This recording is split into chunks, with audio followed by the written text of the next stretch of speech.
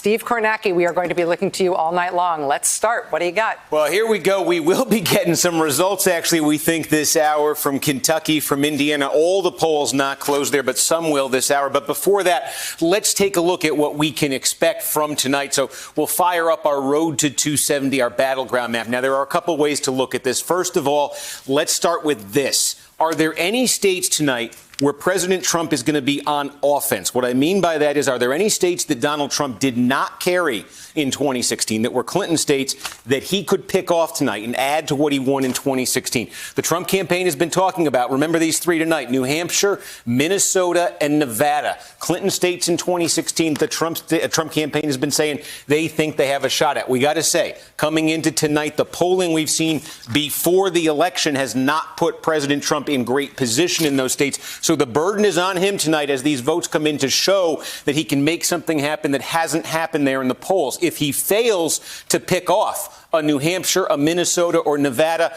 then Biden's starting point tonight is where Hillary Clinton finished in 2016, 232 electoral votes. And then the question shifts, and it becomes, where is Joe Biden on offense? And the answer to that we already know. You are looking at the battleground here. You are looking at states that Donald Trump won in 2016, that he's trying to defend, and that the polls coming into today to varying degrees show him in trouble in. Can Donald Trump hang on to at least 270 electoral votes worth of these states? The most immediate problems on this map for Donald Trump, we've been saying this for a while: Wisconsin, Michigan, Pennsylvania, three states that he won by the skin of his teeth in 2016. Less than 1 point, his margin in each one of these states. If Donald Trump does not add any states from the Hillary Clinton column in 2016, if he doesn't pick off any tonight and he loses these three states, he loses the election. And he's in particularly tough shape, according to the polls, in Wisconsin and Michigan. If he were to lose just those two, he would be on the cusp of defeat. Trump would.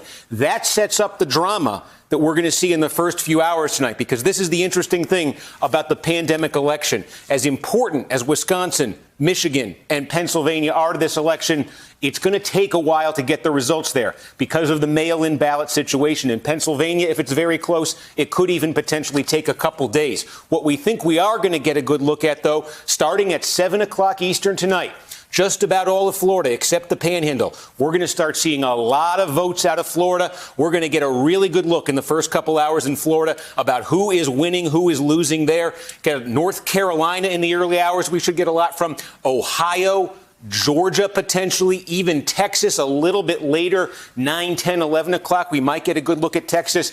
Every single one of these states, a big electoral college battleground, was won by Donald Trump in 2016 and really becomes, given what we just outlined here, the challenge he faces in the Great Lakes states, a must-win state for the president.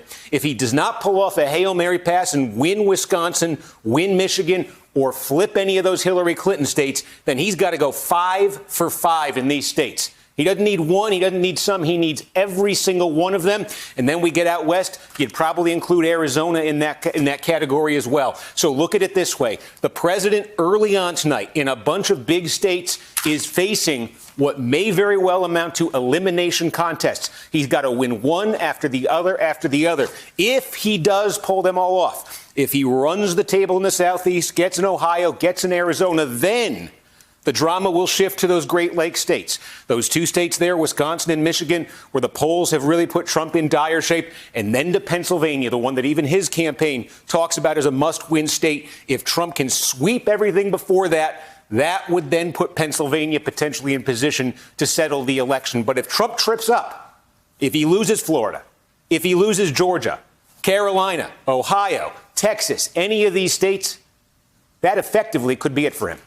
Steve Kornacki, let me ask you, following on something that we discussed this weekend when we had sort of our first election night show. And you said, when I asked you about it on Sunday night, that if the president and his campaign had a sort of sleeper target, the one that they thought they could really potentially pull off from the Democrats, it might be Nevada. What's the equivalent for Joe Biden, leaving aside Wisconsin and Pennsylvania and Michigan, leaving aside those three states that we've paid so much attention to, those other states on your map, where is Biden most confident, or where do the polls show him most likely to pick off an important Trump state? Here's the interesting thing. If you want to compare, we talk about Nevada. The most recent poll we got out of Nevada put Joe Biden ahead by 6 points right there. And so when I said I think Trump, of those three, Nevada, Minnesota, New Hampshire, that Nevada was probably his best shot at getting a Clinton state, it's because 6 is the closest that he is in those 3 states.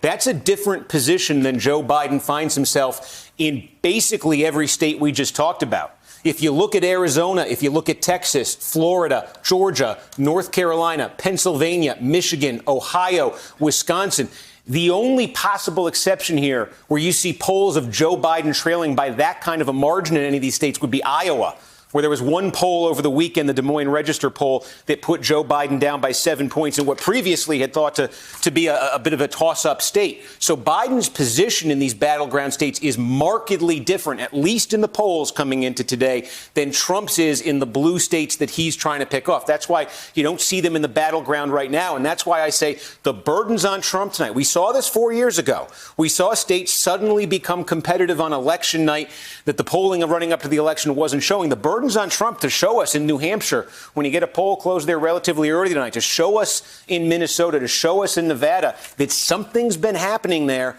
that the polling's not been picking up on, because those states look very different right now in the polling than all those other Trump-won battleground states. Steve Kornacki, thank you, my friend. It goes without saying we will be checking in with you insistently and repeatedly and unexpectedly frequently. Hey there, I'm Chris Hayes from MSNBC. Thanks for watching MSNBC on YouTube. If you want to keep up to date with the videos we're putting out, you can click subscribe just below me, or click over on this list to see lots of other great videos.